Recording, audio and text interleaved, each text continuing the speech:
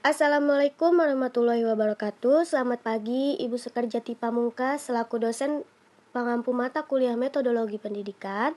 Dan selamat pagi teman-teman semua. Kami dari kelompok 1 ingin sedikit memaparkan tentang proposal yang telah kami buat, yaitu proposal penelitian kualitatif hubungan minat dan perhatian terhadap hasil belajar siswa SMA.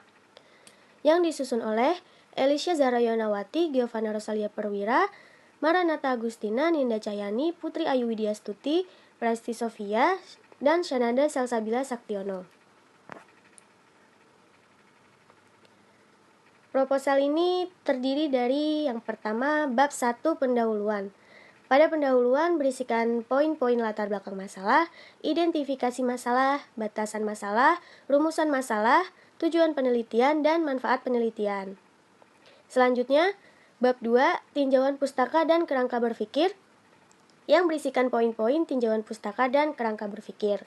Selanjutnya, bab 3, yaitu metode penelitian, berisi poin-poin desain penelitian, subjek penelitian, data dan sumber data, instrumen penelitian, teknik pengumpulan data, dan teknik analisis data. Dan yang terakhir, terdiri dari daftar pustaka. Yang akan saya bahas pertama yaitu pendahuluan.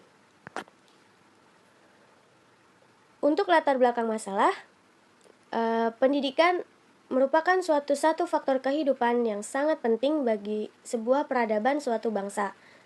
Pendidikan di Indonesia saat ini banyak mengalami masalah, terutama dalam hal mutu pendidikan. Dengan demikian, cukup menjadi alasan apabila pendidikan harus mendapatkan perhatian yang cukup serius, terutama bagi kalangan pendidik maupun calon pendidik tersebut. Sekolah juga merupakan lembaga pendidikan yang mempunyai tugas untuk membawa peserta didik dalam mengembangkan segala potensi dan ilmu yang dimilikinya, supaya dapat membawa siswa menuju jenjang yang lebih tinggi, karena diperlukannya suatu proses belajar mengajar yang cukup berkualitas.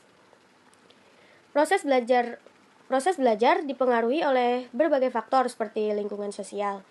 Lingkungan sosial yang lebih banyak mempengaruhi kegiatan belajar siswa adalah orang tua mereka sendiri, menurut Lakas pada tahun 2015. Keluarga menurut Departemen Kesehatan Republik Indonesia pada tahun 1998, keluarga adalah pondasi terkecil dari suatu kelompok masyarakat yang terdiri dari kepala keluarga dan beberapa orang yang tinggal di bawah suatu atap rumah dalam keadaan saling bersosialisasi. Keluarga juga merupakan tempat sosial yang paling kecil yang terdiri atas ayah, ibu, dan anak. Fungsi keluarga salah satunya yaitu memberikan pendidikan yang terbaik. Maksudnya adalah pendidikan yang mencakup pengembangan potensi-potensi yang dimiliki oleh anak seperti potensi fisik, potensi nalar, dan potensi nurani. Dengan pendidikan yang utuh tersebut akan mengembangkan kualitas kepribadian anak agar bisa mengembangkan potensi dirinya secara sempurna. Dan kualitas sumber daya manusia yang demikian sebenarnya dibutuhkan sekarang dan di masa mendatang, yaitu kualitas sumber daya manusia yang meliputi kreativitas yang kuat, produktivitas yang tinggi, kepribadian yang tangguh, kesadaran sosial yang besar, keimanan dan ketakwaan kepada Tuhan Yang Maha Esa. Menurut Kiefer dan Evenberger pada tahun 1967. Untuk poin selanjutnya yaitu identifikasi masalah. Berdasarkan latar belakang yang telah dianalisis, identifikasi masalahnya yaitu yang pertama, minat dan perhatian orang tua dapat mempengaruhi hasil belajar siswa SMA. Yang kedua, peran orang tua sangat berpengaruh terhadap hasil belajar siswa. Dan yang ketiga, rendahnya minat belajar siswa SMA. Poin selanjutnya yaitu batasan masalah. Berdasarkan identifikasi masalah yang diperoleh, maka adapun batasan masalah dalam penelitian yaitu yang pertama, minat dan perhatian orang tua terhadap hasil belajar siswa SMA. Dan yang kedua, peran orang tua terhadap hasil belajar siswa SMA. Untuk pemaparan materi selanjutnya akan dijelaskan oleh Elisha Zahra.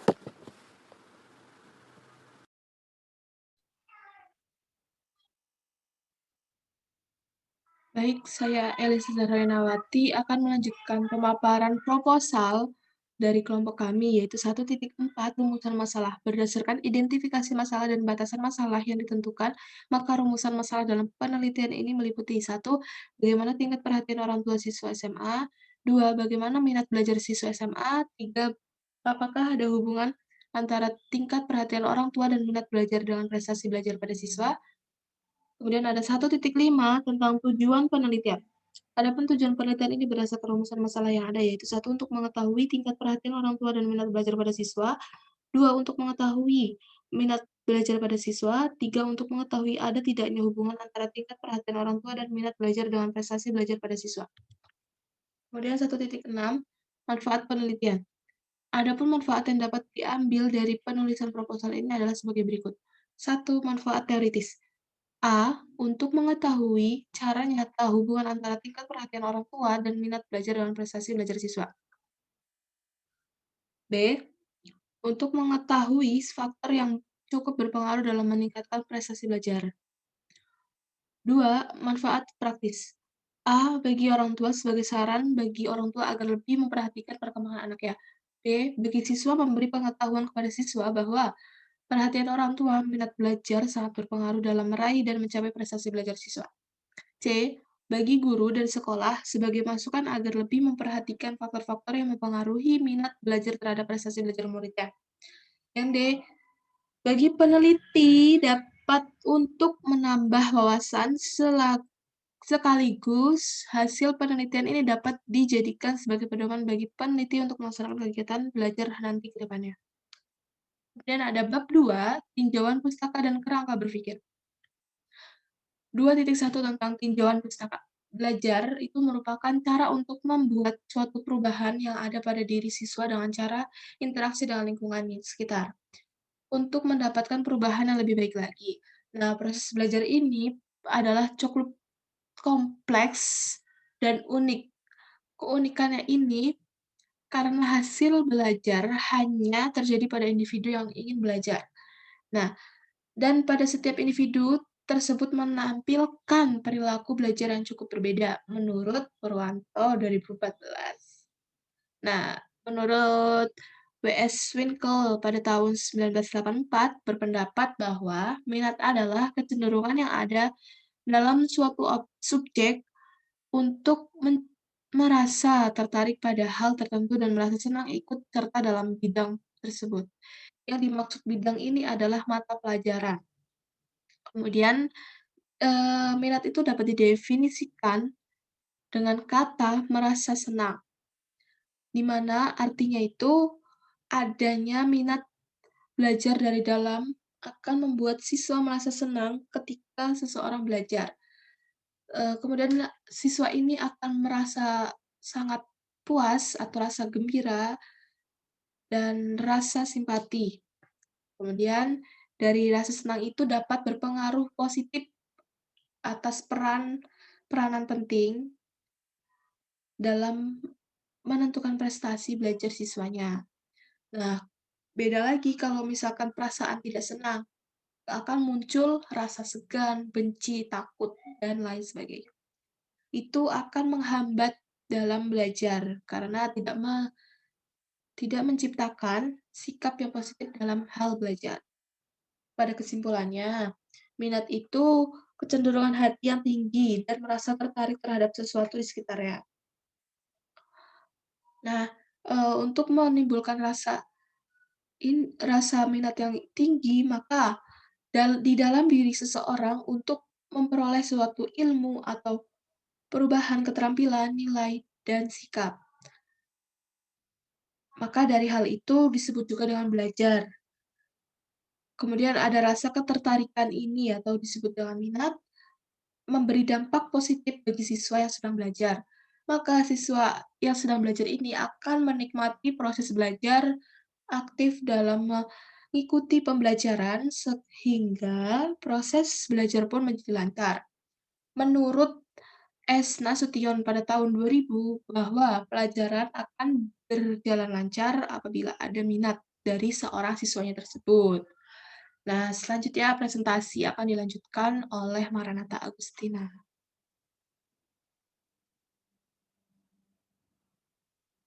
Saya akan melanjutkan presentasi dari Elisha Zahra. Dalam Kamus Besar Bahasa Indonesia, tingkat adalah susunan yang berlapis atau berlenggak.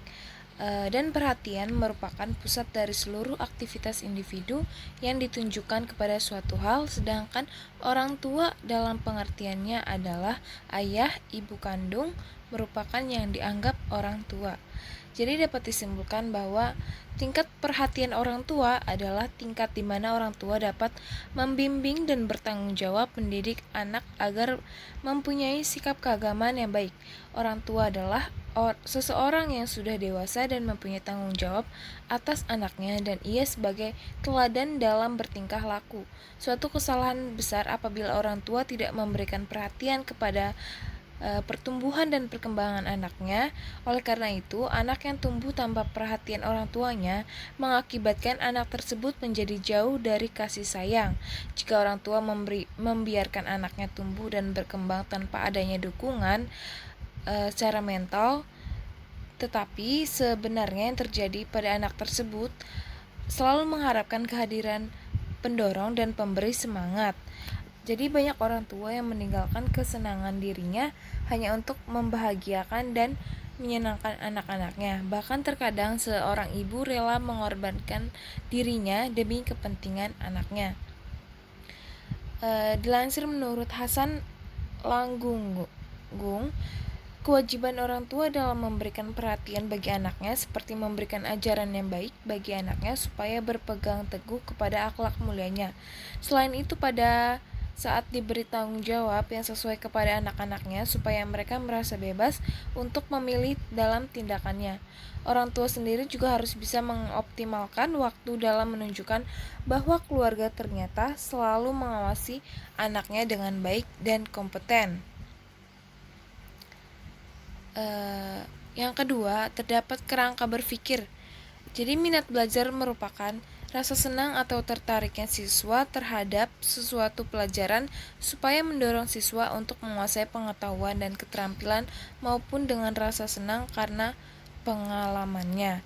Sedangkan hasil belajar tersebut, kemampuan yang diperoleh siswa ketika selesai melalui kegiatan belajar dan ditandai dengan adanya perubahan tingkah laku seorang siswa. Jadi sebuah perilaku yang positif karena pada tingkah lakunya selalu mendapat arahan yang baik dari orang tuanya. Adanya minat tersebut untuk belajar pada individu berasal dari dalam diri individu. Kemudian individu tersebut membuat interaksi dengan lingkungan sekitarnya dan akhirnya mendapatkan dorongan sosial dan dorongan emosional. Dan juga adanya pengaruh perhatian orang tua. Prestasi belajar merupakan hasil belajar ataupun nilai mata pelajaran yang ada di sekolah kemudian dicapai oleh siswa berdasarkan kemampuan maupun usahanya dalam belajar. Bab 3 yaitu metode penelitiannya.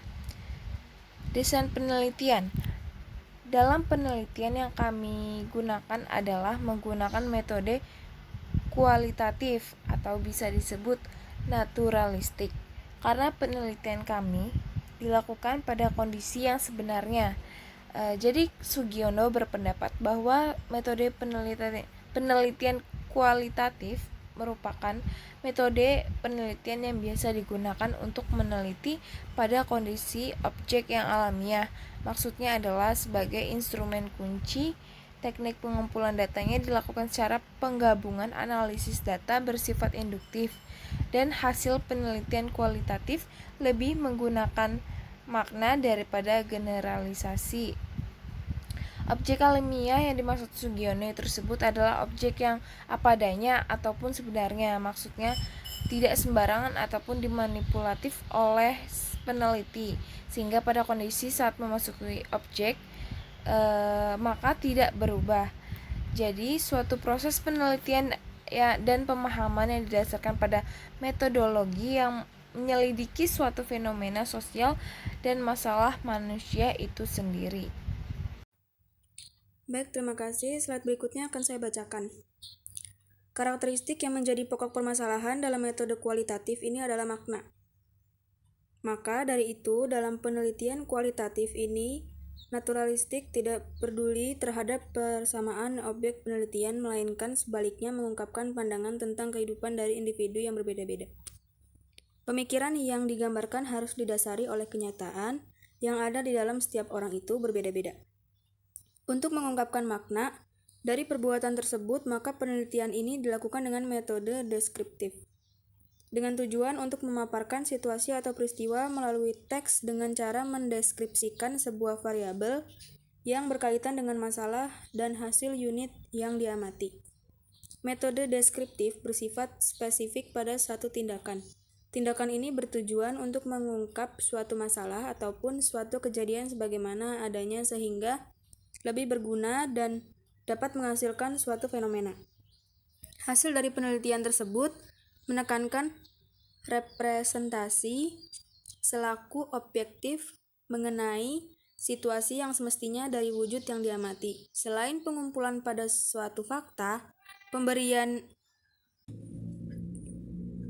interpretasi yang kuat juga perlu dilakukan supaya dapat manfaat yang sangat luas dalam penelitian. Dikutip oleh H. Nadari Nawawi.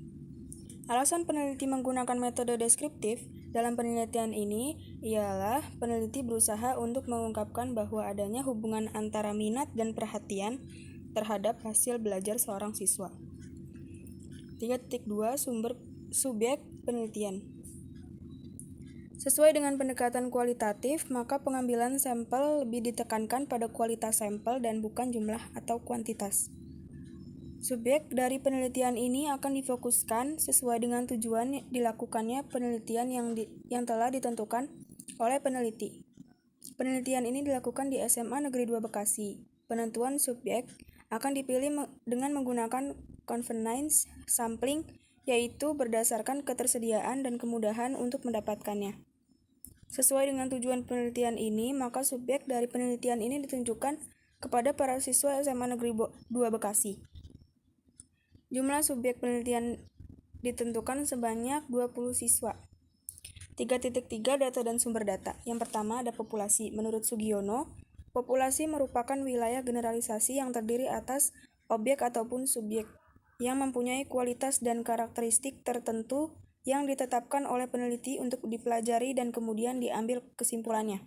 Sedangkan menurut Toha Anggoro, populasi adalah himpunan yang lengkap dari satuan atau individu yang dapat diketahui. Dari pengertian di atas, populasi adalah semua individu yang akan diselidiki dan paling sedikit mempunyai kesamaan sifat. Populasi dalam penelitian ini adalah siswa kelas 7 SMA Negeri 2 Bekasi. Yang kedua, sampel. Sampel adalah bagian dari populasi yang di mana sebagai contoh yang diambil dengan menggunakan cara tertentu. Dikutip oleh Margono tahun 2004. Sedangkan sampel menurut Ari Kunto yang dikutip pada tahun 2006 adalah sebagian atau perwakilan yang diteliti. Dengan kata lain bahwa metode sampel yaitu metode penentuan subjek dengan cara mengambil beberapa subjek sebagai sampel dari populasi yang ada. Pada penelitian ini digunakan dua jenis variabel, yaitu variabel bebas dan variabel terikat. Variabel terikat adalah suatu variabel yang diakibatkan oleh keadaan yang dipengaruhi oleh variabel bebas. Sedangkan variabel bebas adalah variabel yang secara sengaja dipelajari pengaruhnya terhadap variabel terikat. Oke, slide selanjutnya akan dibacakan oleh Putri. Baik, terima kasih. Selanjutnya saya akan melanjutkan presentasi dari Ninda. Berikutnya ada instrumen penelitian. Dalam penelitian ini terdapat dua macam instrumen, yaitu media pembelajaran dan tes, pretest dan posttest. Adapun media pembelajaran digunakan untuk membedakan antara kelas eksperimen dengan kelas kontrol. Sedangkan tes dijadikan acuan untuk mengetahui kemampuan siswa dalam pretest dan posttest. Siswa dituntut untuk mengerjakan soal-soal mata pelajaran matematika sesuai mata pelajaran yang telah disampaikan dengan bentuk soal pilihan ganda. Pada instrumen ini terdapat pengujian berdasarkan uji validitas dan uji reliabilitas. Yang pertama ada uji validitas. Untuk uji validitas media pembelajaran, baik berupa aplikasi Android maupun PowerPoint, biasa dilakukan dengan cara mengecek kembali dan meminta pertimbangan kepada guru mata pelajaran tertentu untuk diperiksa dan dievaluasi secara sistematis. yang bertujuan apakah media-media tersebut sesuai dengan materi yang diajarkan. Setelah dikonsultasikan kepada guru dan dilakukan perbaikan, maka media pembelajaran tersebut dinyatakan layak atau valid digunakan. Menurut Sugianto pada tahun 2014, untuk instrumen yang berbentuk tes, pengujian validitas isi bisa dapat dilakukan dengan membandingkan antara isi instrumen dengan isi materi pembelajaran yang sudah dijelaskan. Seorang guru yang memberi tes di luar materi pembelajaran, seperti instrumen tersebut tidak mempunyai validitas isi. Jadi, secara teknis, pengujian validitas isi dapat dibantu dengan cara menggunakan kisi-kisi instrumen. Butir-butir instrumen selanjutnya dianalisis menggunakan teknik pengujian validitas. Sistem tes hasil belajar. Jadi, apabila validitas 1 variabel 1 berupa data dikotomi, sedangkan variabel 2 berupa data kontinu, maka teknik korelasi yang tepat untuk digunakan dalam mencari korelasi antara variabel 1 dan variabel 2 adalah teknik korelasi poin biserial. Selanjutnya yang kedua ada uji reabilitas. Tes ini bisa dikatakan dapat dipercaya jika memberikan hasil yang tetap apabila diteskan secara berkali-kali. Sebuah tes dikatakan reabil apabila hasil-hasil tes tersebut menunjukkan ketetapan. Dengan kata lain, jika kepada para peserta didik diberikan tes yang sama pada waktu yang berlainan, maka setiap siswa akan tetap berada dalam urutan atau ranking yang sama dalam kelompok tersebut. Pengujian reabilitas instrumen bisa dilakukan secara eksternal maupun internal. Secara eksternal, pengujian dapat dilakukan dengan tes retest atau stability, equipment, dan gabungan keduanya.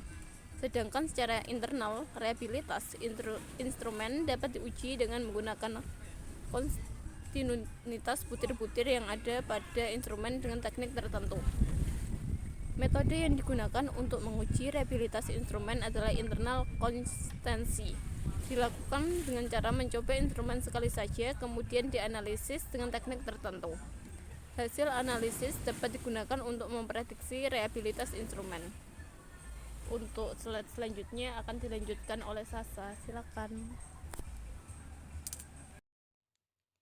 Selanjutnya ada teknik pengumpulan data. Ada metode observasi. Metode observasi ini merupakan metode yang biasa dimaksudkan sebagai pengamatan dan pencatatan dengan sistematis fenomena yang diteliti. Selanjutnya ada metode dokumentasi. Metode dokumentasi ini suatu cara menghimpun data-data yang bersumber dari buku-buku, arsip, bagan, dan lain sebagainya. Selanjutnya ada metode angket. Metode ini digunakan untuk mengungkap data tingkat perhatian orang tua dan tingkat pengamalan agama Islam siswa. Selanjutnya, teknik analisis data. Yang pertama ada analisis instrumen, yaitu analisis untuk menguji apakah instrumen tersebut layak atau tidak sebagai alat ukur penelitian. Analisis instrumen ini dibagi menjadi 4, ada 4 macam. Yang pertama ada analisis tingkat kesukaran. Suatu tes tidak boleh terlalu sulit dan tidak boleh terlalu mudah. Selanjutnya ada analisis daya beda. Nah, analisis daya beda ini adalah kemampuan butir soal untuk membedakan antara murid yang berkemampuan tinggi dengan murid yang berkemampuan rendah. Di sini ada rumusnya, yaitu DB sama dengan WL dikurangi WH per N. Baik, saya akan melanjutkan presentasi dari Saudari Syanada. Selanjutnya adalah analisis validitas. Validitas adalah suatu ukuran yang menunjukkan tingkatan kevalidan atau kesahihan suatu instrumen. Sebuah instrumen dapat dikatakan valid apabila mampu mengukur apa yang diinginkan. Menurut Ari Kunto tahun 2006, nomor 158. Teknik yang digunakan dalam analisis ini yaitu dengan menggunakan rumus biserial. Adapun rumus yang digunakan yaitu R PBI sama dengan MP dikurang MT per SDT dikali akar P per Q. Dengan keterangan PBI adalah koefisien korelasi biserial, MP adalah rata-rata skor total yang menjawab benar pada butir soal, MT adalah rata-rata skor total, ST adalah standar deviasi skor total, P adalah proporsi siswa yang menjawab benar pada setiap butir soal, dan Q adalah proporsi siswa yang menjawab salah pada setiap butir soal. Selanjutnya ada analisis reliabilitas. Reliabilitas adalah keajugan atau ketetapan suatu tes dapat dikatakan mempunyai taraf kepercayaan tinggi jika tes tersebut dapat memberikan hasil yang tetap. Menurut Arikunto tahun 2003 nomor 86. Rumus yang digunakan adalah rumus Flanagan, yaitu R11 sama dengan 2 dikali 1 dikurang S1 kuadrat ditambah S2 kuadrat per ST kuadrat. Dengan keterangan R11 adalah reliabilitas tes, S1 kuadrat adalah varians belahan pertama, S2 kuadrat adalah varians belahan kedua, ST adalah varians total. Selanjutnya ada analisis data.